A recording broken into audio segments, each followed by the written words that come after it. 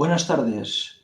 Bienvenidos, bienvenidas a esta primera sesión técnica que en el marco del primer Congreso Virtual de la Sociedad Española de Calidad Asistencial hemos organizado para tratar de diferentes temas de interés sanitario, de salud y de calidad. En esta primera sesión trataremos de la situación actual y la orientación de las unidades de prevención secundaria de fracturas de los pacientes con osteoporosis, denominadas FLS en sus siglas en inglés. ¿Cuál es su papel en la mejora de la calidad asistencial de estos pacientes? Como quizás ya sepan, la mayoría de ustedes, hay suficientes evidencias de la alta prevalencia del riesgo a tener una segunda fractura en aquellas personas que han sufrido una primera, más de 5 veces, debido a la osteoporosis, con los consecuentes problemas derivados de ello y el elevado gasto sanitario que comporta, teniendo en cuenta además que se estima que en España hay unas 3 millones de personas que sufren de esta dolencia, mayoritariamente mujeres. Para hablar de ello, de cuál es la situación de estas unidades y de lo que se propone, contaremos con un panel de 2 expertos que actuarán como ponentes y con un panel con 3 discusores. Como ponentes tendremos al doctor Antonio Naranjo, médico reumatólogo del Servicio de Reumatología del Hospital Universitario de Gran Canaria, doctor Negrín, y profesor de Medicina de la Universidad de Las Palmas de Gran Canaria. Y con el doctor Daniel Martínez, médico de familia del Centro de Asistencia Primaria de Sant Martí de Provençals de Barcelona. Como discusores tendremos 3 voces, la de los pacientes, representados por el doctor José Luis Vaquero, director y coordinador científico del Foro Español de Pacientes, la de los directivos, representados por Joan Guajardo, vicepresidente segundo de SEDISA y director gerente de la OSI de Barrualde de Galdacao, y la voz de la administración, representado por Xavier Suris, médico reumatólogo que actualmente está implicado en la coordinación y desarrollo del Plan Director de Enfermedades Reumáticas y del aparato locomotor del Servicio Catalán de la Salud. A todos queremos agradecer su participación en esta sesión, pidiéndoles se ajusten al tiempo que tienen asignado. La sesión se desarrollará en esta hora y 10 minutos que tenemos de tiempo, dedicando una primera parte a las presentaciones que nos harán los ponentes, explicando cuál es la situación actual del modelo de las FLS, sus puntos fuertes y débiles y las oportunidades que nos brinda el desarrollo de una norma de acreditación, y a continuación los discusores darán su punto de vista sobre la situación actual. Acabado este apartado, abriremos un turno de debate entre los panelistas, lanzando una serie de preguntas. Y finalmente concluiremos en una tercera parte de esta sesión, dando a los ponentes aquellas preguntas que nos hayan querido desde la audiencia transmitir, y de esta manera finalizaremos la sesión, que esperamos sea de su grado. Sin más dilación, cedo la palabra al primer ponente, el doctor Antonio Naranjo. Adelante, Antonio. Hola, buenas tardes. Muchas gracias, Manel. Es un placer y un honor estar aquí esta tarde en este congreso, en estas jornadas técnicas, para hablar de un tema que me interesa, me gusta mucho y me apasiona, en el que llevo trabajando unos 15 años. El tema de que voy a hablar es la situación actual de las unidades de atención a las fracturas por osteoporosis. Quería hacer una introducción comentando que el motivo de que surjan estas unidades es porque los pacientes que han tenido una fractura por fragilidad, es decir, por un traumatismo de baja intensidad, tienen un mayor riesgo de tener una fractura. Esto es una cosa incontestable, de manera que, por ejemplo, después de una fractura de cadera o una fractura de antebrazo, aumenta el riesgo de fractura de cadera o fractura de vértebra, y el riesgo aumenta muchísimo, sobre todo después de una fractura vertebral, porque aumenta por 12 el riesgo de una fractura vertebral. En la figura que tienen más abajo se puede ver, esto es de un estudio sueco, donde el riesgo aumenta sobre todo en los 2 o 3 primeros años, de manera que los pacientes que han sufrido una fractura vertebral, por poner un ejemplo, en el primer año tienen entre un 20 y un 30% de probabilidades de tener una siguiente fractura vertebral.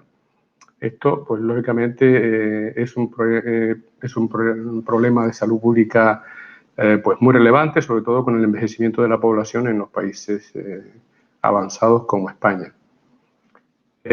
¿Por qué es importante insistir? ¿Por qué tienen un poco de interés estas unidades? Bueno, porque en teoría, si existiese lo mismo que existe en el tema cardiovascular, aquí les estoy señalando a la izquierda, que si después de un infarto todo el mundo sale del hospital con una estatina y con aspirina y con su beta bloqueante, etcétera, etcétera, también algo parecido si un paciente tiene un ictus. Si esto mismo ocurriese después de una fractura, que todo el sistema sanitario tuviese bien claro que habría que recomendar unas medidas generales para evitar caídas, un tema de dieta, ejercicio, etcétera, etcétera, y aparte un bifosfonato o equivalente, pues no tendría sentido las unidades de fractura. Pero lo que ocurre es que no hay un responsable, es difuso. Aunque hay recomendaciones, hay guías, es difuso y la responsabilidad se diluye entre el médico de primaria, el traumatólogo y otras especialidades, incluyendo pues reumatología, rehabilitación, etcétera, pero nadie queda responsable del paciente, aparte de que ha habido en los últimos años también problemas con algunas alertas que han salido con medicamentos que han venido a perjudicar ciertamente lo que es la prevención secundaria de fractura. Entonces, de ahí surge lo que es la FLS, que es un modelo que viene del mundo anglosajón, que se llama Unidad o Coordinación de Enlace de Fractura. Pues necesita, como se muestra aquí, un coordinador, necesita un líder que tire muchísimo hacia adelante y tiene 4 pasos, básicamente. Un paso primero que necesita identificar a los pacientes, bueno, no exactamente como una consulta clásica de osteoporosis, que los enfermos te los remiten, no, unos pocos los remiten, pero la mayoría hay que ir a buscarlos de forma activa, o bien revisando el listado de servicio de urgencia, ir a revisar todos los pacientes ingresados por fractura de cadera. Esto sería un paso importante. Primero, identificar a pacientes que han tenido una fractura por fragilidad. Hay unos criterios, normalmente son personas mayores de 50 años con una fractura por traumatismo de baja intensidad. El segundo aspecto es investigar. Es decir, esto no se diferencia de lo que se hace en la práctica habitual, una historia clínica, analítica, densitometría, etcétera, etcétera. En tercer lugar, tampoco se diferencia excesivamente de la práctica habitual, que es intervenir, recomendar estilo de vida saludable, ejercicio, dieta, un tratamiento. Y luego en las FLS, o unidades de fractura, sí que se insiste mucho en que el paciente mantenga el tratamiento, se insiste mucho en ejercicios para prevenir nuevas caídas. Y por último, el seguimiento. El seguimiento es otro aspecto muy importante del paciente para asegurar que está cumpliendo con todas las recomendaciones y, lógicamente, en la base de todo esto, un equipo médico multidisciplinar y multiprofesional. Así que tiene que haber normalmente varias especialidades, trauma, reuma, medicina interna también, médico de atención primaria, que es un componente pues, para nosotros, para muchas FLS, para la nuestra es imprescindible. Y también multiprofesional porque no solo intervienen médicos, sino también enfermeras, fisioterapeutas, técnicos de rayos, etcétera, etcétera. En cualquiera de estos puntos, identificar, investigar, intervenir, seguimiento, se pueden hacer controles que serían pues, indicadores de la efectividad de una unidad de fracturas que luego se va a comentar. Estas unidades han demostrado a lo largo del tiempo, y aquí les muestro solamente un ejemplo de una metaanálisis, aumenta al doble la posibilidad de hacer densitometría, aumenta al doble, a 2,2 veces el inicio de tratamiento, aumenta la adherencia al tratamiento, disminuye refracturas y disminuye mortalidad. Bueno, estos dos aspectos finales son los desenlaces duros, es decir, que se reduzcan las fracturas, ese es el objetivo final, y que se reduzca también la mortalidad, y esta es la razón de ser de estas unidades, abarcar al máximo de pacientes en prevención secundaria. Nosotros llevamos trabajando en esto desde el año 2012 y tenemos un análisis, esto por ponerle solamente un ejemplo de cuál es una de las medidas, un indicador de la unidad de fractura. Estos son pacientes que llevan un promedio de 5 años después de ser vistos en nuestra unidad, y esta es la persistencia al tratamiento. A simple vista podría parecer que es una persistencia regular, ¿no? Que no es de lo mejor, pero créanme que estos son valores que son por el doble o el triple de lo que es la adherencia a un tratamiento crónico. Los pacientes con tratamiento crónico, por ejemplo, en osteoporosis al año ya solamente lo toma el 50%. Aquí tenemos un 70,6%. No es una cifra mala y estamos en el promedio de otras unidades de fractura. España ciertamente es un país. Nosotros tenemos aquí en el Hospital de Gran Canaria, Dr. Negrín, el honor de ser la primera estrella de la IOF que puso un sistema de autoevaluación y, bueno, para incentivar muy inteligente esta campaña. Y luego, pues, en España es el país que más crecimiento ha tenido en estrellas, ¿no? En servicios que tienen una identificación con este símbolo, de manera que en este momento hay 67, al menos 50 ya tienen una estrella de algún color, y lo que nos faltaría ahora es que esas unidades estén pues de alguna manera acreditadas o estén auditadas de manera externa, y ese es uno de los motivos por los cuales esta sesión está incluida aquí en el Congreso de la Sociedad Española de Calidad Asistencial. De manera que, para no complicarlo más, voy a concluir que el aumento de la esperanza de vida implica que la prevención secundaria de fractura debe tenerse muy en cuenta en la gestión sanitaria. Eso como primera conclusión. En segundo lugar, las unidades Fracture Liaison Service constituyen el mejor modelo, de momento, constituyen el mejor modelo de atención a la fractura por fragilidad. Y en tercer lugar, si bien España es uno de los países con mayor número de unidades Fracture Liaison Service, no disponemos de datos de eficiencia de las mismas. Muchas gracias por su atención. Muchas gracias, Antonio. A continuación, le toca la presentación a Daniel Martínez. Cuando quieras, Daniel.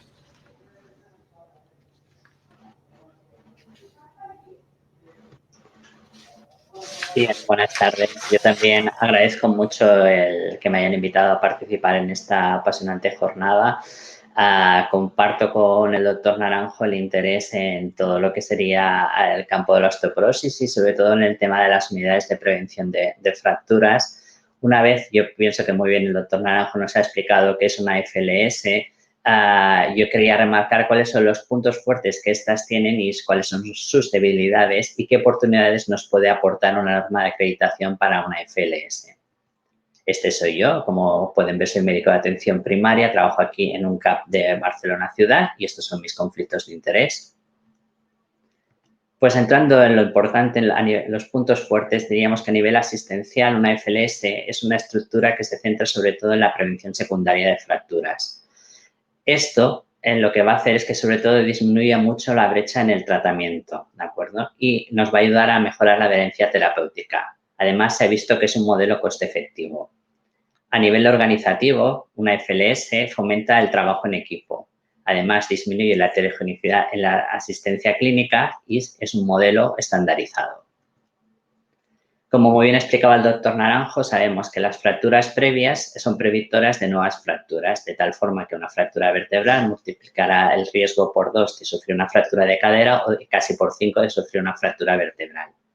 Además, sabemos que la mitad de los pacientes que han sufrido una fractura femoral habían presentado una fractura previa. De tal forma que si basamos toda nuestra estrategia en la prevención secundaria, lo que vamos a conseguir es intervenir sobre este 50% de las fracturas femorales y teniendo que incidir sobre un pequeño porcentaje de la población.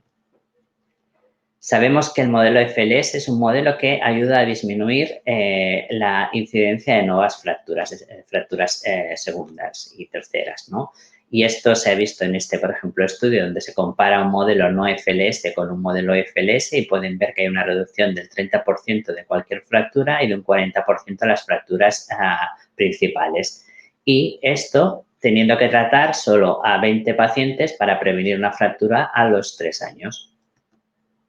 Desde hace unos 2-3 años, el CAT Salud se marca como objetivo transversal, tanto para primaria como hospitalaria, el hecho de que los pacientes de 65 más años que hayan sufrido una fractura femoral reciban un fármaco para la osteoporosis. En el año 2017, como antes muy bien hacía el símil el doctor Naranjo, ¿no? Se nos haría muy extraño pensar que un paciente que ha sufrido un infarto sale de alta del hospital sin recibir una estatina y un antiagregante. Pero fíjense, en el año 2017, los pacientes que habían padecido una fractura femoral en el 2017, cuando se mira en el año 2018, vemos que solo un 26,3% habían recibido un fármaco para prevenir nuevas fracturas. Y quizás lo más importante es lo amplio del rango, de un 2,5 a un 78,1%, con lo cual esto pone de relieve que existe una importante brecha en cuanto al tratamiento. Nosotros analizamos qué es lo que pasa con la brecha en el tratamiento, el treatment gap, y lo analizamos en 3 bases de datos, una de Reino Unido, otra de Dinamarca y CIVIAP, que son datos de atención primaria de Cataluña.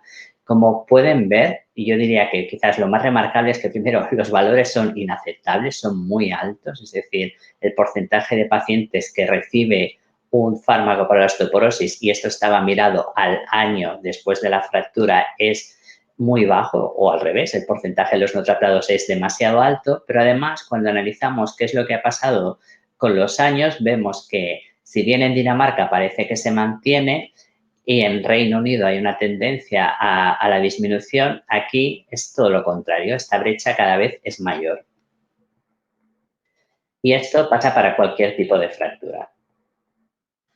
También decíamos que las unidades FLS nos van a ayudar a mejorar la adherencia terapéutica. La osteoporosis, como cualquier enfermedad crónica, tiene una baja adherencia terapéutica. Cuando tú a un médico le preguntas qué porcentaje de sus pacientes creen que toma el tratamiento adecuadamente, el tratamiento para la osteoporosis, ellos responden un 67%, cuando en realidad es un 40%. De hecho, ya un 25% de los pacientes nunca inician el tratamiento que se les prescribe. Y cuando analizamos cuáles son las causas de discontinuación, pueden ver que la más habitual son los efectos secundarios, pero también el hecho de no quererlo tomar o no saber para qué sirve. Como dato positivo de esperanza es que sabemos que los pacientes que después de haber sufrido una fractura, el cumplimiento es mayor.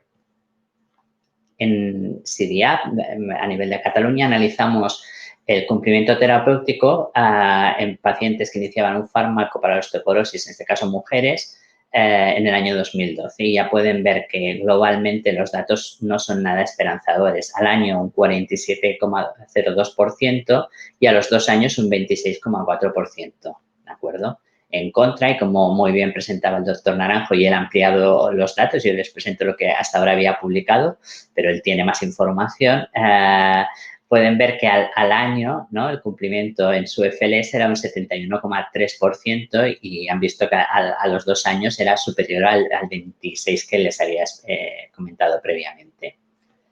También comentar que lo que decíamos, un modelo FLS es un modelo coste efectivo, ¿no? Si en este análisis de una FLS de Ontario, a los 6 años se analizó un modelo FLS en comparación con un modelo no FLS y se vio que era un modelo coste efectivo. Como les decía antes, a nivel organizativo, la FLS fomenta mucho lo que sería la cultura del trabajo en equipo, ¿de acuerdo? A partir de un líder clínico ya pueden ver de figuras que hay alrededor, ¿no?, y que participan en la FLS, desde traumatólogos, médicos de atención primaria, rehabilitadores, representantes de los pacientes, las instituciones sanitarias, farmacéuticos comunitarios. Bueno, la verdad es que es un modelo que está muy bien planteado y además es un modelo que establece unos estándares de atención que son reconocidos a nivel asistencial e internacional, y esto lo que hace sobre todo es disminuir la heterogeneidad en la asistencia clínica. Como puntos débiles, porque no todo iba a ser tan bonito, ¿no?, pues vivimos en un entorno en el cual tenemos diferentes sistemas sanitarios, ¿no? Diría que más de 17 sistemas sanitarios, y esto a veces hace que los interlocutores en cada sistema sea diferente. Uno de los problemas que habitualmente se encuentran en las FLS es la implicación y participación de la atención primaria de salud, ya sea porque no lo ven como una parte de su cartera de servicios o porque a veces con la presión asistencial pues tienden a no implicarse. Diría que nos falta un poquito de cultura de trabajo en equipo multidisciplinar y quizás para mí el punto más débil es cuando una FLS ya está creado y tú eres el último en llegar, que te has de adaptar a aquello que ya has estado trabajado. Para finalizar, a mí me gustaría comentar cuáles pensamos que pueden ser las oportunidades que puede aportar una norma de acreditación para una FLS.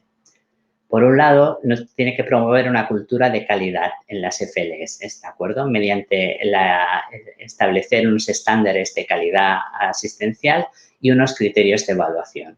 Estos criterios de evaluación deben centrarse en todos los procesos en los que participa una FLS, aquellos que comentaba antes el doctor Naranjo. Además, nos ha de permitir, por un lado, autoevaluarnos y tener una evaluación externa. Una norma de acreditación ha de ser siempre un proceso continuo, ¿de acuerdo?, centrado en la calidad asistencial. Y, sobre todo, para lo que nos ha de servir es para generar confianza entre los usuarios de la FLS. Pues muchísimas gracias y creo que pasamos a la siguiente parte. Muy bien, muchas gracias, Daniel. Y ahora pasamos a las intervenciones del panel de discusores. El primer discusor, José Luis Vaquero. Cuando quieras, José Luis. ¿Qué tal? Buenas tardes. Muchas gracias por la invitación a este foro tan interesantísimo. Desde el Foro Español de Pacientes nos parece fundamental animar al paciente a la participación activa. Esto gana, sin duda, mayor repercusión en una enfermedad silente como la que estamos hablando. La osteoporosis muchas veces llega a pasa desapercibida por el paciente, incluso cuando está en tratamiento, puede no ser consciente de lo necesario de la constancia en ese tratamiento. Y hace falta concienciar al paciente. Ya se ha hablado en las intervenciones anteriores de la importancia de la adherencia al tratamiento y su seguimiento continuado, ¿no? El seguimiento animándole al paciente a esa responsabilidad, ¿no? Hay terapias ahora mismo ya que se adaptan, yo creo que perfectamente a cada perfil del paciente. Hay incluso terapias bianuales y de esa forma y según el perfil de adherencia del paciente podremos utilizar una terapia u otra más ajustadas a él mismo.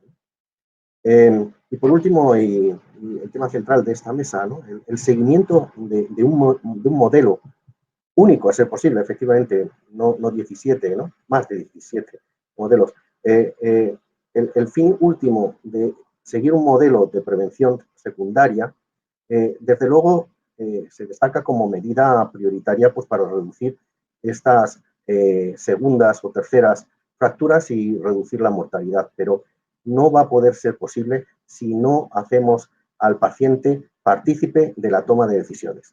De ahí lo importante de la toma de decisiones compartidas entre el médico y el paciente. No solo por razones legales, ¿no? Desde la Ley 41 del 2002, sino por razones éticas y prácticas. Un paciente que ha tomado parte de la decisión de su tratamiento está más comprometido, desde luego es más consciente y seguirá ese tratamiento, esa terapia, de una forma mucho más fiable. Eso es todo por mi parte. Gracias. Pues muchas gracias, José Luis. Doy paso al siguiente discusor, John Guajardo. Cuando quieras, John. Muy buenas tardes, un placer estar aquí compartiendo con vosotros esta sesión, este ratito. Bueno, yo creo que desde el punto de vista de la gestión, desde el punto de vista de los gestores, el trabajar sobre problemas de salud importantes como es es una de las prioridades que tenemos desde los sistemas o desde las distintas organizaciones sanitarias. Yo creo que en el caso de las fracturas osteoporóticas que estamos comentando, es un modelo que necesitamos incorporarlo a nuestras organizaciones para poder gestionarlo, ya que implica un coste importante para la organización y además, y lo más importante, genera un problema para los pacientes y para su entorno que tiene gran envergadura. Nosotros, en nuestra OSI Barrual de Galdaca, o en el Hospital Galdaca Usansolo, este modelo de las unidades de fractura osteoporótica, pues ya lo tenemos implantado desde el Servicio de Medicina Interna y Reumatología desde hace varios años. Y lo cierto es que, bueno, pues en la información que tengo supone una mejora importantísima en la relación entre los servicios implicados. Principalmente estamos hablando de traumatología, reumatología, medicina interna y sobre todo pues trabajando con aquellos pacientes que ya han tenido una primera fractura. Pero sí que es importante también su relación con otra serie de servicios, otra serie de especialidades y sobre todo con la atención primaria. Quizás las unidades como esta que nos ocupa hoy son importantes en cuanto a que mejoran de por sí la calidad de los tratamientos o de las gestiones que hacemos con nuestros pacientes desde el punto de vista de accesibilidad, diagnóstico y sobre todo coordinación entre los profesionales. Y además de ello permiten estandarizar una serie de actuaciones dentro de lo que es el proceso asistencial que mejoran de por sí la asistencia. Lo que pasa que yo creo que tenemos que tener en cuenta dos cosas y las dejo aquí para el debate, ¿no?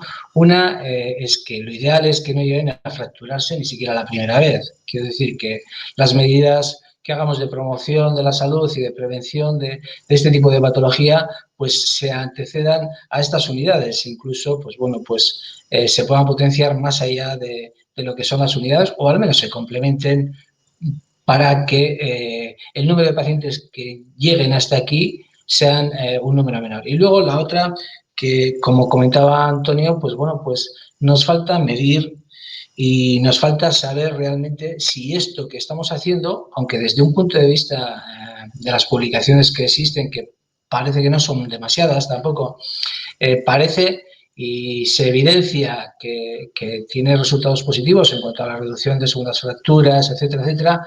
Yo creo que necesitamos medir nuestros propios resultados, como en todo, y necesitamos tener una información que sobre la práctica clínica nuestra, sobre nuestras propias actuaciones, podamos decir si esto realmente con nuestros pacientes está consiguiendo objetivos o no. Y si eso depende a veces de una labor más de trabajo conjunto entre los distintos profesionales, entre los distintos colectivos, enfermería, seguimiento, medicina de familia, prevención, los talleres de evitación de caídas, toda la atención, diríamos, saludable de promoción, como comentaba antes, incide más que incluso en un momento determinado un tratamiento que, por supuesto, a veces pues es lo más adecuado.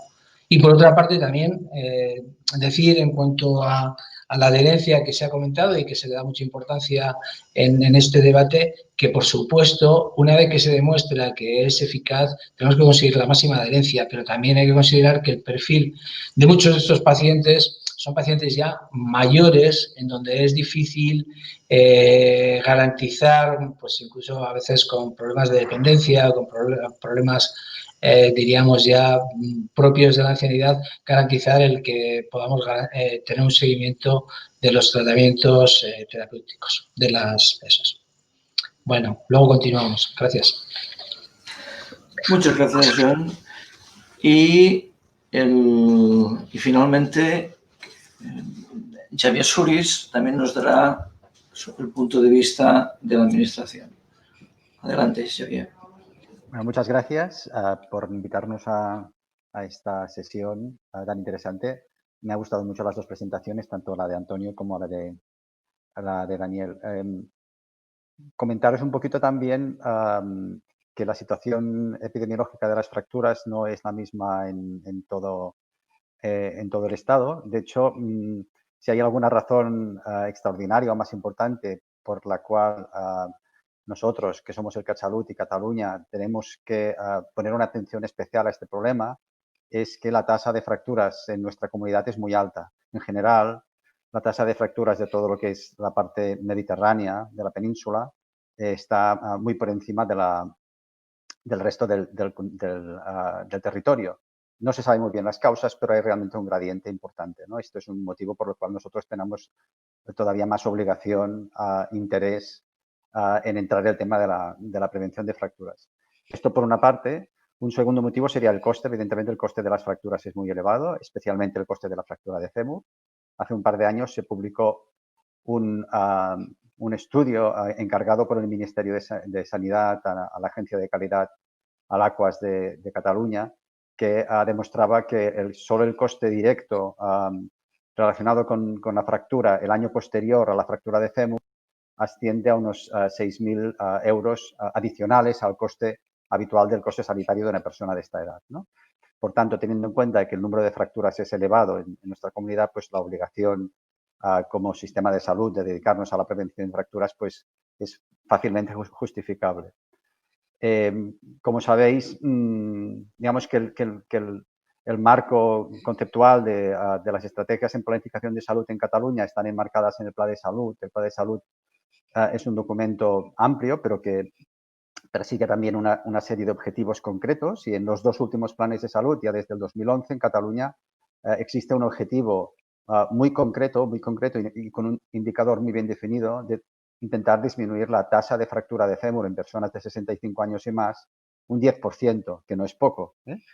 Evidentemente, esto es fácil de decir y difícil de cumplir, pero ya en el 2011, cuando se publicó el Plan Director de Enfermedades Reumáticas en nuestra comunidad, se apuntaban cuáles serían las líneas o las estrategias principales para intentar llegar a este objetivo, ¿no?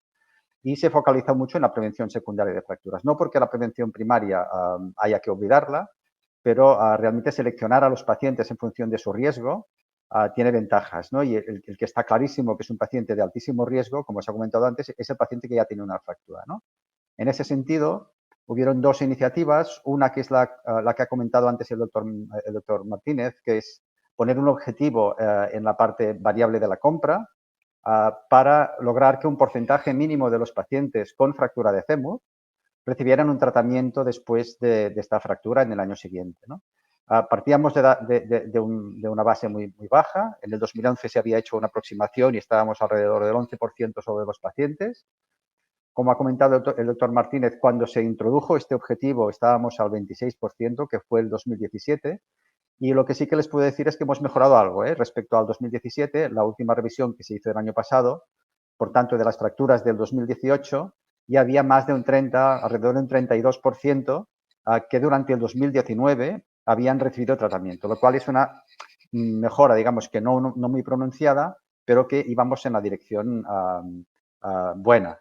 Incluso nos planteamos ya para este año 2020 como mínimo llegar a una media del 35%, que es decir, que por lo menos 1 de cada 3 personas con fractura de fémur sigan después un tratamiento farmacológico.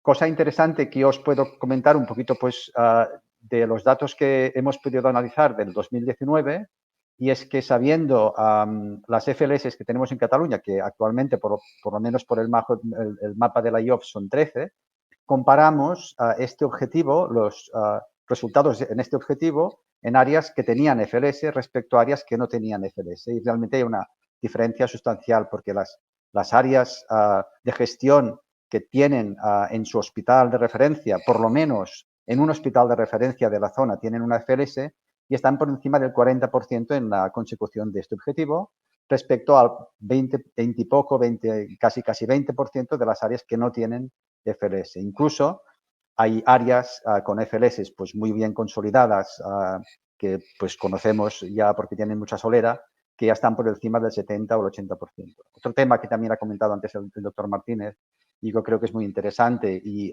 sobre el que hay que intervenir esta gran variabilidad territorial entre zonas, entre áreas que solo se tratan un 10% de las fracturas y otras que a través de estas FLS están llegando pues, al 80%, ¿no? Realmente esto sí que es una responsabilidad nuestra porque vemos que hay una gran variabilidad en este tipo de terapia preventiva y esto creo que es responsabilidad, entre otros, pues de la administración de intentar mejorar esta variabilidad. Esto se debe simplemente al hecho de que las FLS han ido naciendo en los hospitales casi de forma espontánea, simplemente en relación con los liderazgos locales, con gente que ha puesto mucho interés de diferentes especialidades y que han tenido el liderazgo suficiente como para, con pocos recursos y con mucha convicción, llevar hacia adelante estas FLS, ¿no? Pero yo creo que a partir de ahora pues, realmente necesitan un poquito más de soporte desde la administración, ¿no? Por otra parte, nosotros hicimos otra cosa que fue llevar adelante un programa específico que se llama Programa PROP. Este programa es un programa de prevención secundaria de fracturas, pero que no está centrado en el área hospitalaria, sino que está centrado básicamente en atención primaria. Lo que se hace es pasar una serie de listados de códigos de fractura. Estos listados básicamente se consiguen en urgencias y en hospitalización. Se pasan a una gestora de casos, en este caso a primaria, y el programa, la intervención esta se realiza desde primaria durante 2 años. Este programa lo hemos cerrado este año, a principios de año, y ahora estamos analizando un poquito cuáles han sido los resultados sobre la adherencia, el inicio de tratamientos y también sobre las refracturas. Es posible que a finales de este año, principios del año que viene, tengamos algún resultado. Es un programa que se ha pilotado en más de 65 áreas básicas con una zona de control. Bien, creo que las FLS realmente pues son el futuro, tenemos que ir por ahí. Hay resultados muy consolidados, mejoran realmente la prevención secundaria, disminuyen el riesgo de fractura.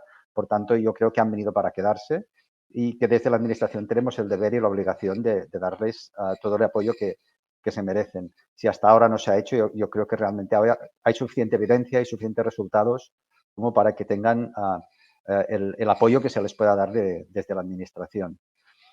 Y bien, yo creo que hasta aquí nada más, y para cualquier cosa pues continuamos con la discusión. Muchas gracias, Xavier. Muchas gracias a todos. Bueno, ahora pasaríamos a la fase de discusión entre todos los intervinientes. Solo decir que primero me he de disculpar con la audiencia en nombre de la Sociedad Española de Calidad Asistencial, porque la primera ponencia, que es la que ha presentado Antonio Naranjo, me han comunicado que no se ha recogido en la web. Ha habido algún problema técnico y no se ha recogido. Con lo cual, si os parece, dejaría que Antonio Naranjo hiciese si no la presentación entera, quizás una síntesis de lo más remarcable, aunque ha sido una intervención ya también de por sí cortita, pero que remarques algo de tu intervención para la audiencia, porque no lo han podido ver. Gracias, Antonio. Vale, no hay problema. Creo que estoy compartiendo la pantalla, ¿no? Creo que sí, ¿no? ¿Me pueden confirmar que estoy compartiendo pantalla? Sí, te están... Sí. Vale. Te lo están poniendo, ¿no? Pues, bueno, brevemente voy a de nuevo a explicar un poco el motivo de mi intervención. Era hablar un poco de la situación actual de las unidades de fractura. He comenzado diciendo que es evidente que después de una fractura hay un aumento enorme de sufrir nuevas fracturas, sobre todo después de una fractura vertebral. Esto es una cosa... Perdón, Antonio. Sí. Tendrías que... No, ahora ha desaparecido tu pantalla. Ha aparecido un momento. Tienes que volver a poner la presentación en la pantalla. Vale.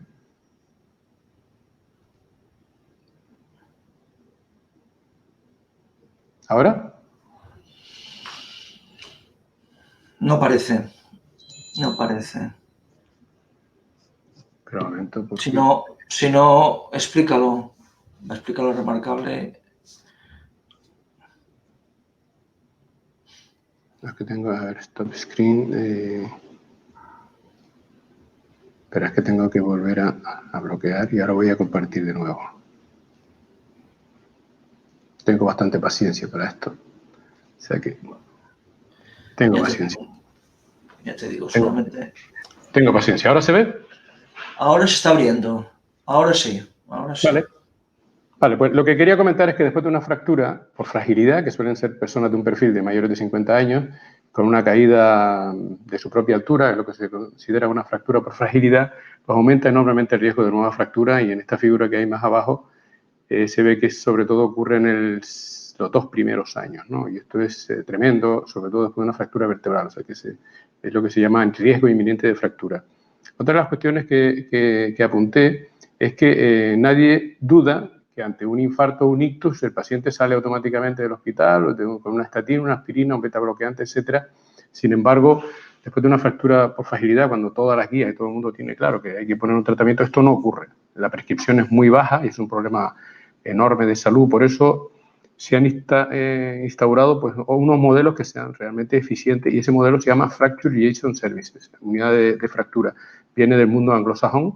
Y entonces, bueno, ya tenemos experiencia aquí en España y, bueno, básicamente necesita un coordinador y tiene 4 pasos fundamentales. Uno, primero, que es identificar, digamos que es uno de los principales que diferencia a una unidad de fractura de una consulta normal de osteoporosis, y es que los pacientes son capturados o identificados de forma activa, o sea que se va a buscar la lista de urgencias, se va a buscar el enfermo que están ingresados y... Posteriormente se hace una investigación, o sea que se hace un estudio de citometría, análisis, etcétera, se hace un tratamiento. Estos dos pasos intermedios son parecidos a lo que se hace en la práctica, quizás se insiste mucho en la adherencia al tratamiento y en prevenir nuevas caídas, y finalmente se hace un seguimiento activo de los pacientes para que no abandonen el tratamiento. Todo esto sobre la base de un equipo médico multidisciplinar. Lógicamente hay indicadores para cada uno de estos pasos, y las unidades de fractura han demostrado, no solo que aumentan la probabilidad de realizar una densitometría, también de hacer tratamiento, de la adherencia, disminuyen las fracturas, las nuevas fracturas, y disminuyen mortalidad. Aquí tenemos una muestra de nuestra experiencia, son datos que todavía no están publicados, están pendientes, están en revisión en una revista. Como la adherencia pues no es perfecta, la gráfica parece que la adherencia nuestra no es muy maravillosa, pero sin embargo les puedo asegurar que comparado con la práctica habitual, esta adherencia es muy buena. Aquí tenemos datos hasta a 6 años, donde en el primer año más o menos un 70% de los enfermos tienen persistencia del tratamiento. En España existen un buen número de unidades de fractura que están inscritas en lo que se llama el mapa de la IOF. Hay un total de 67, 50 de ellas tienen me lo han puesto un color. Esto ha sido una campaña muy inteligente para incentivar la creación de unidades de fractura, la de oro, de plata y bronce por este orden. Y España es uno de los países que tiene más estrellas digamos, en Europa y en el mundo en proporción en relación a su población. De manera que lo que faltaría sería pues un poco acreditar la calidad de esas, porque es muy dispar, ¿no? Dependiendo de la comunidad, dependiendo del hospital, dependiendo del tipo de especialidad que lidere. De manera que, para concluir, el aumento de esperanza de vida implica que la prevención secundaria de fractura debe tenerse muy en cuenta en la gestión sanitaria, que las unidades Fracture Liaison Service constituyen el mejor modelo, de momento, de atención a la fractura por fragilidad, y que si bien España es uno de los países con mayor número de unidades Fracture Liaison Service, no disponemos de datos de eficiencia de las mismas. Muchas gracias de nuevo. Muchas gracias, Antonio. Bueno, ahora ya todo el mundo ha tenido ocasión de oír a todos los ponentes. Pues yo empezaría esta fase de debate y coloquio cogiendo un poco lo que habéis dicho, es decir, la variabilidad que es un problema de calidad en muchas otras áreas asistenciales, pues también la tenemos aquí. A mí me parece que todos, yo he oído tanto a los 5 ponentes que la utilidad de estas unidades y que son necesarias, pero que hay mucha variabilidad, porque en algunos sitios están implantadas, en algunos sitios están muy implantadas, en otros sitios no están implantadas, y seguramente, es decir, este sería uno de los temas que daría juego al debate. Es decir, ¿pensáis que una norma de acreditación que ayudaría a reducir esta variabilidad, a reconducir esta variabilidad, en el sentido de que se promueva su implantación de estas unidades en todas las áreas sanitarias o en todas las organizaciones que se considere que se tienen que implantar, y que también ayude a disminuir su variabilidad en base a esta evaluación, autoevaluación y evaluación externa, que de toda una serie de reconocimientos por el trabajo que realizan y los resultados obtenidos? Cualquiera de los ponentes que levante la mano y yo doy paso. Pues mira, Antonio, volvemos a dar a Antonio, que es el primero que ha levantado la mano. Bueno, efectivamente, no, el punto que has tocado, Manel, es muy relevante, porque es que en estos momentos en España no existe una directriz. Bueno, en Cataluña sí que la hay, pero que yo sepa, en ninguna otra comunidad hay una directriz desde el punto de vista de la Consejería de Sanidad para promocionar, para poner indicadores de estas unidades de fractura.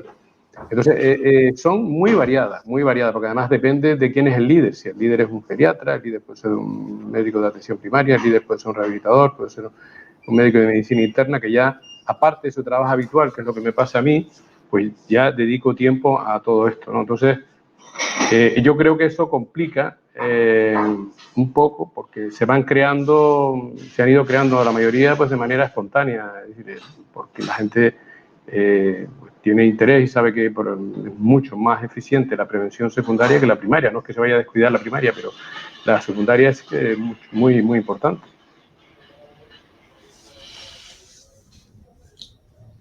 ¿Alguna otra intervención? Porque en esta variabilidad, ¿pensáis que, es decir, una de las cosas que se comenta es esta dificultad de esta adherencia al tratamiento? Pero, ¿cuál sería? Tiene que ser el papel de los pacientes. Es decir, siempre hablamos desde el punto de vista de los profesionales, de cómo ven los profesionales, cómo se tiene que realizar este trabajo.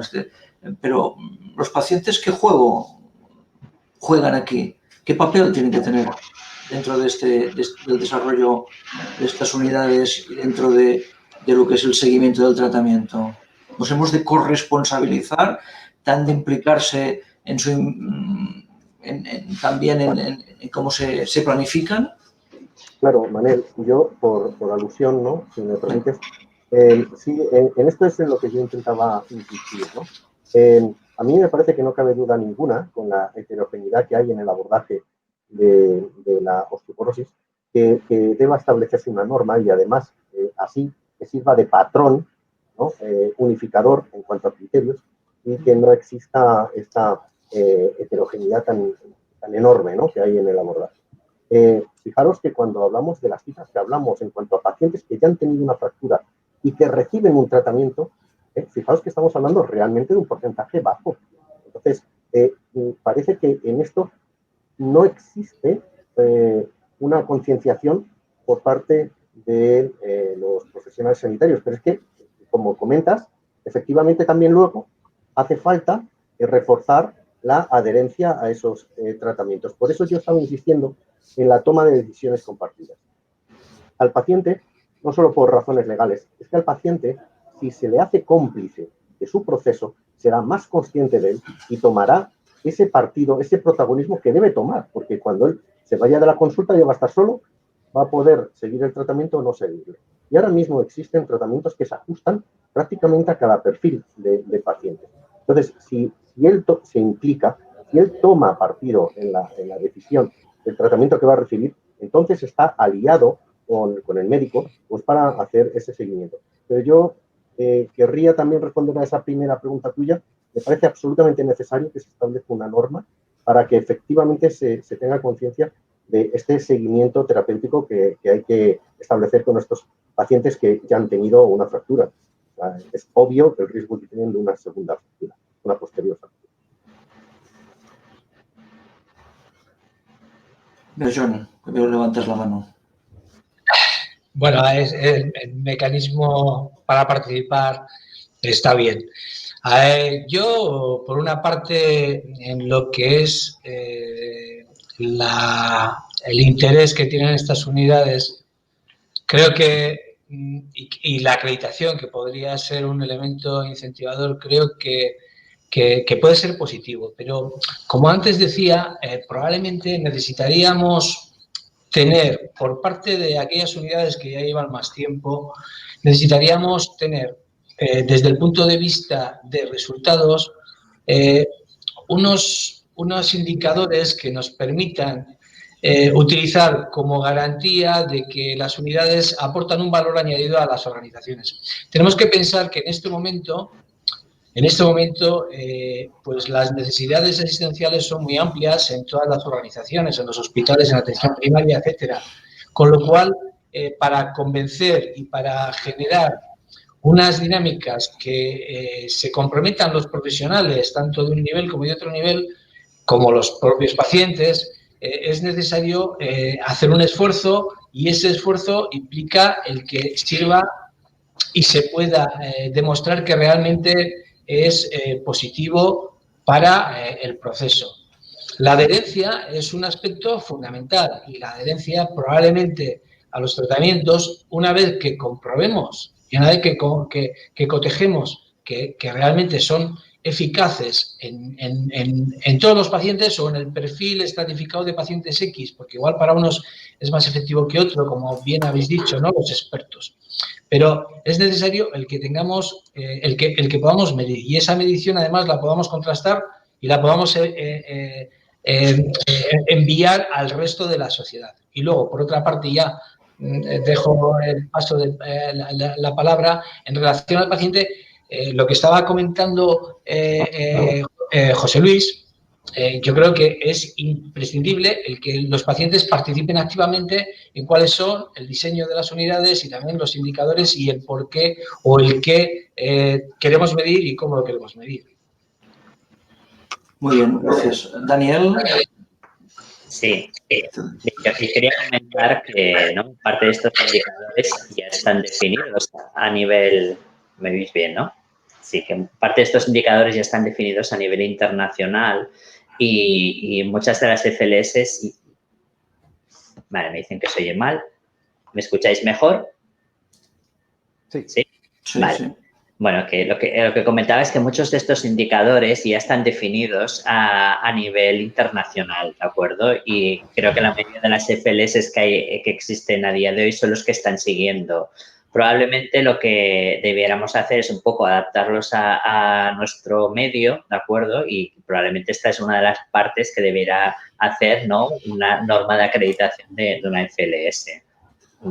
Es cierto que hay poca publicación de las FLS, pero también es cierto que todas son muy jóvenes. Es decir, doctor Naranjo enseñaba una foto de las que hay ahora, pero yo tenía hecha esta misma diapositiva hace 6 años y creo recordar que había 4 o 5. O sea, verdaderamente es que tienen muy poco tiempo, son muy jóvenes y todavía no han generado suficiente evidencia. Muy bien. Bueno, lo que me parece que es importante, como estáis diciendo, es ponerse de acuerdo en lo que hay que recoger. La mayoría de las cosas están, que se recogen todas partes por igual, para evitar luego esas controversias que se generan con los datos y para que luego podamos medir los resultados que se obtienen con el trabajo que se realizan en estas unidades, ¿no? Porque entiendo que hay que medir y hay que evaluar y hay que medir resultados tanto en mejoras clínicas, mejoras en que no se producen tantas fracturas o no se producen fracturas. No sé si el objetivo 0 es posible, de segunda fractura es posible, pero por lo menos que haya una reducción y además que luego también los pacientes den su opinión, ¿no? No sé si también habría que establecer un sistema tipo promo, tipo premio, no sé cuáles de los pacientes, para que estos también pues digan cuál es su punto de vista respecto a lo que se está, a la asistencia que están recibiendo en estas unidades. Es decir, facilitamos que los pacientes nos evalúen para nosotros mejorar. Esta sería nuestra pregunta. ¿Lo facilitamos esto? ¿Quién contesta? ¿O nos cuesta dar esta facilidad? ¿Lo tendríamos que tener en cuenta cuando estamos desarrollando una norma?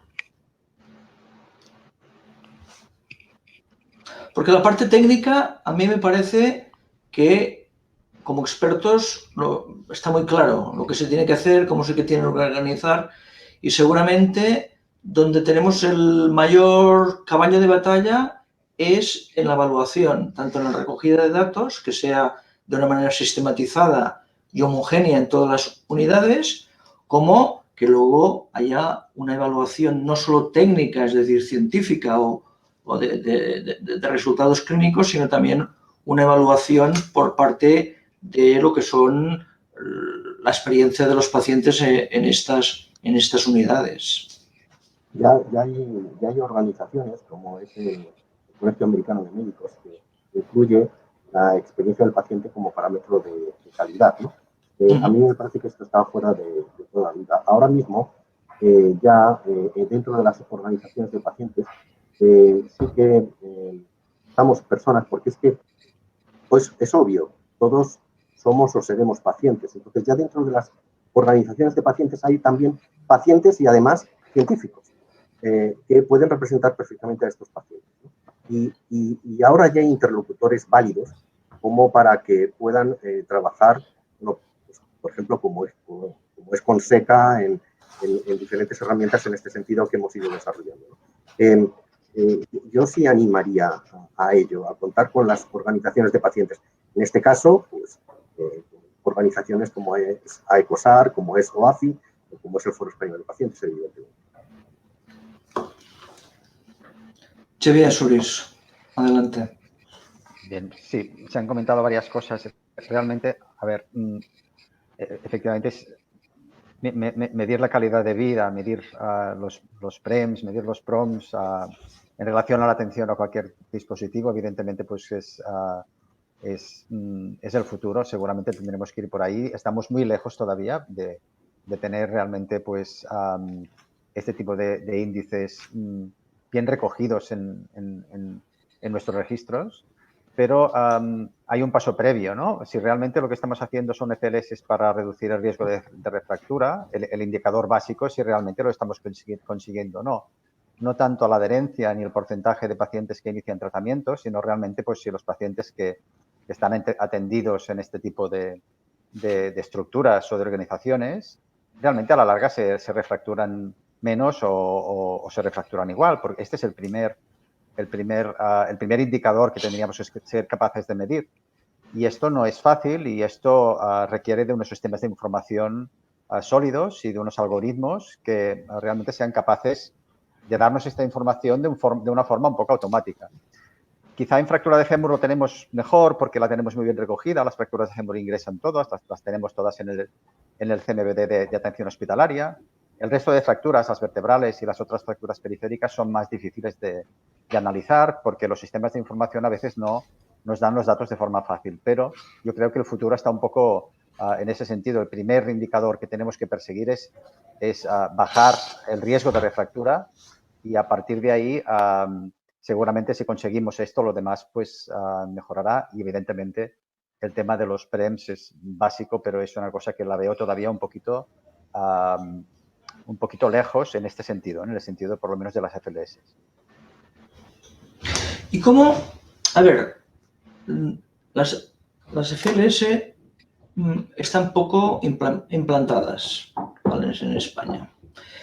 Entonces, ¿cómo podemos facilitar su desarrollo? Es decir, que haya un reconocimiento externo de las FLS, reconocimiento externo y hecho en España, con la mirada de aquí, puede facilitar a través de esa norma de acreditación que planteamos, que se plantea una autoevaluación continuada para facilitar la mejora continua de las unidades FLS y una autoevaluación externa que permita dar ese reconocimiento, puede ayudar a que desde todas partes, desde la administración, desde la gestión, desde la ciudadanía, se apoye que se vayan desarrollando e implementando unidades de FLS y dando el reconocimiento, el debido apoyo a las unidades existentes que muchas veces se hace con esfuerzo. Porque dado, como estamos en lo siempre, ¿no?, hay pocos recursos, la situación a veces que se dan en el sistema sanitario requiere que los recursos se redistribuyan y se marcan prioridades y bien, y esto comporta en muchos casos situaciones que dificultan en desarrollos de unidades como estas, porque no están tratando pacientes con cáncer o pacientes con infecciones. John, tengo que dar el nombre porque si no, no te dan paso a la voz. John. Vale. Yo creo que, como decía Xavier, es importante el que consigamos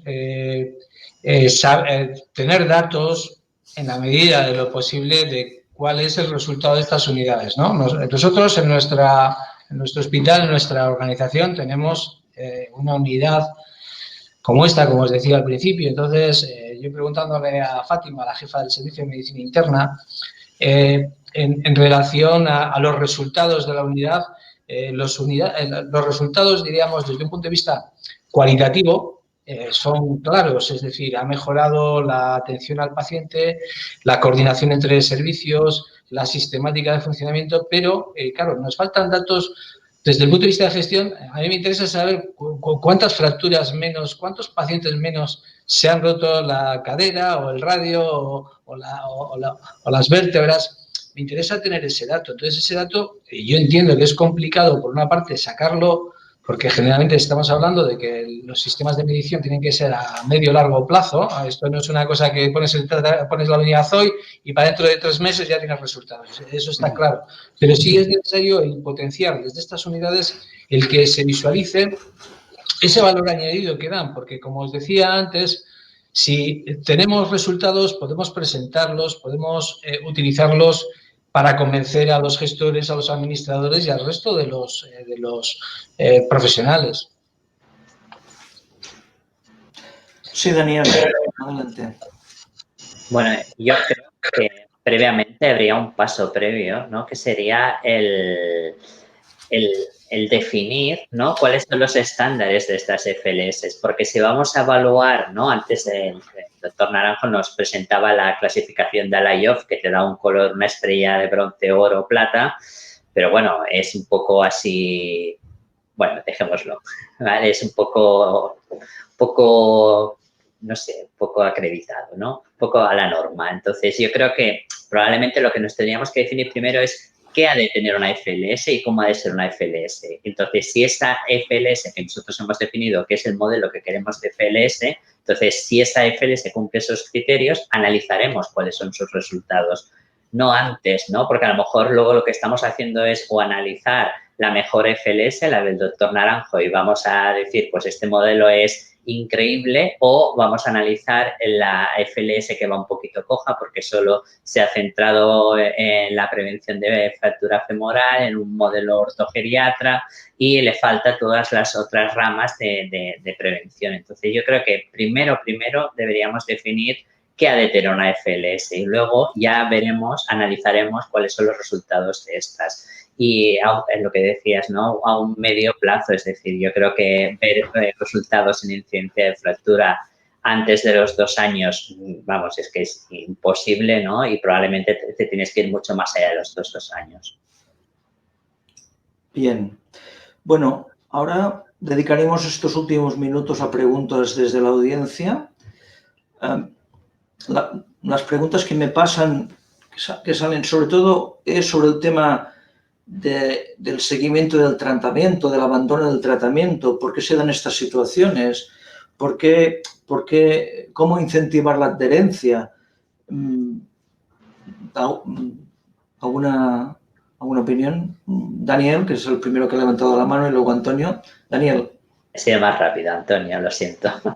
Bueno, a ver, básicamente yo creo que la baja adherencia no solo se da en la osteoporosis, se da en general en todas las enfermedades crónicas. Es cierto que la osteoporosis, ¿no? Como se acostumbra a decir, es una enfermedad silente y no duele. Solo te duele cuando te has tenido una fractura y básicamente las fracturas vertebrales son las que te van dejando dolor de forma constante. Entonces, a veces el no ser consciente de por qué estás tomando un medicamento, pues hace que eso influya en el abandono. Aquí parte de culpa es nuestra porque no hacemos partícipes muchas veces a los pacientes en la toma de decisiones. Yo creo que en atención primaria es algo que cada vez intentamos trabajar mucho más, ¿no? Y el explicar las opciones terapéuticas, el por qué lo ha de tomar,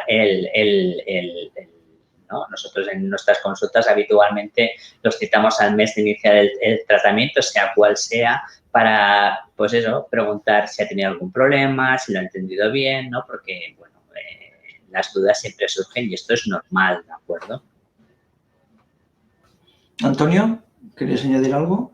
El problema de adherencia es un problema muy importante. Digamos que existen 2 indicadores básicos para saber si una unidad de fracturas se puede considerar, se puede llamar unidad de fractura. Uno es la cantidad de enfermos que atiende, de pacientes a los que hace prevención secundaria y luego la adherencia. O sea, siendo esos dos puntos, yo sería capaz de decir si puede ser llamada o no una unidad de fractura. Lógicamente hay más datos, ¿no? El tema de la adherencia es complicado.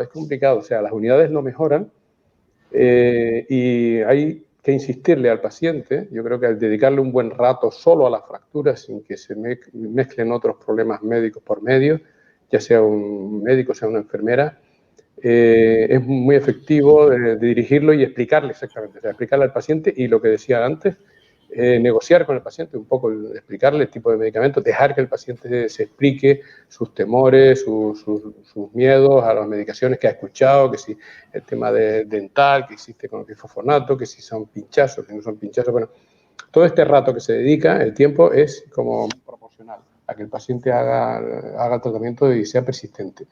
Problema que yo veo que no resuelto, porque es el tema de no adherencia primaria, que podemos llamar no adherencia primaria, son enfermos que ni siquiera comienzan el tratamiento. O sea, son enfermos, se las he explicado, igual que los demás, perfectamente. Se le ha metido, vamos a decir, un poco de miedo en el sentido de que se pueden fracturar y que el riesgo existe y que, aunque haya consolidado la fractura, el riesgo está ahí. Pero hay un 20%, nosotros tenemos un 26% en estos momentos, pero yo creo que conseguir más del 85% es imposible. O sea, se pueden implementar medidas, lógicamente, que la primera receta, por ejemplo, se haga en el hospital, que ahora, por ejemplo, nosotros no estamos en disposición de eso por falta de personal y nos apoyamos mucho en primaria, pero hay un problema también de adherencia primaria que es complicado, en enfermedades crónicas, como el doctor Daniel Martínez comentaba. Entonces, el paciente, si ya ha consolidado la fractura, no le ve un beneficio inmediato, porque ya no tiene dolor. Sí, también me preguntan, ahondando en lo mismo, es decir, que cuesta a los pacientes que entiendan la importancia de seguir el tratamiento, que esto cómo se puede mejorar. No sé, José Luis, si tienes alguna idea que aportar aquí. José Luis, sí, a ver si te dan voz. Habla. No, técnicamente... Ahora sí. Eres tú. Era yo. De acuerdo, bueno, pues adelante, José Luis. Sí, no, comentaba que efectivamente yo creo que para que el paciente pueda colaborar con la adherencia, ha de ser consciente de la responsabilidad que él mismo tiene en el seguimiento de ese tratamiento. Lo que pasa es que tampoco, yo como representante de pacientes, tampoco me gustaría perder el foco, porque la adherencia es importantísima, pero lo que es importantísimo es que el paciente, sobre todo si ha habido un antecedente ya con una fractura, que sabemos que es un firme candidato a tener nuevas fracturas, que no todos ellos vayan a salir con una prescripción y un seguimiento por parte del equipo, todos ellos, porque es que todos ellos deberían tener establecido un tratamiento y hacerles ese seguimiento. Yo creo que son dos bazas muy importantes, ¿no? Que se prescriba el tratamiento más adecuado a cada uno de los pacientes. En segundo lugar, efectivamente, hacer cómplice al paciente, hacerle consciente de su responsabilidad para el seguimiento de ese tratamiento. Muy bien. Bueno, John, ¿querías decir algo? John, sí, adelante. Yo, en este sentido, quizás la posibilidad de utilización de los sistemas de información, de las tecnologías, igual nos podrían ayudar un poco a mejorar esa adherencia. Me refiero, ahora en esta época en la que estamos con la COVID, se ha generado, diríamos, una interrelación, se está generando una interrelación diferente o menos presencial con el profesional y los pacientes. Además de lo que decía José Luis, yo creo que podría ser interesante disponer de sistemas. En este momento tenemos bastante información de cómo está la dispensación, la prescripción, y podemos utilizar sistemas, diríamos, de interrelación con el paciente automatizados o semiautomatizados para recordarle, para valorar si está tomando o no, si tiene algún tipo de duda o no. No sé, creo que hay, tanto para este proceso como cualquier otro proceso, creo que tenemos una oportunidad en los próximos meses o incluso pues igual en el próximo año, de fomentar estas opciones que creo que pueden ser muy positivas. Muy bien. A ver, es la hora de finalizar. Yo os daría, si queréis, paso a una última intervención por si queréis añadir algo, pues, algo que queráis decir que se os ocurra, pues os doy un pequeño, unos segundos para decir alguna última palabra antes de finalizar la reunión. Disculpándome de nuevo por los problemas técnicos que ha habido. Es nuestra primera sesión técnica, no solamente de este congreso, sino la primera que hacemos como sociedad y también estamos probándolo todo. O sea, que hemos sido un poco también los conejillos de India, los que hemos abierto el fuego. No sé, si alguien quiere... José Luis, venga, que has levantado la mano.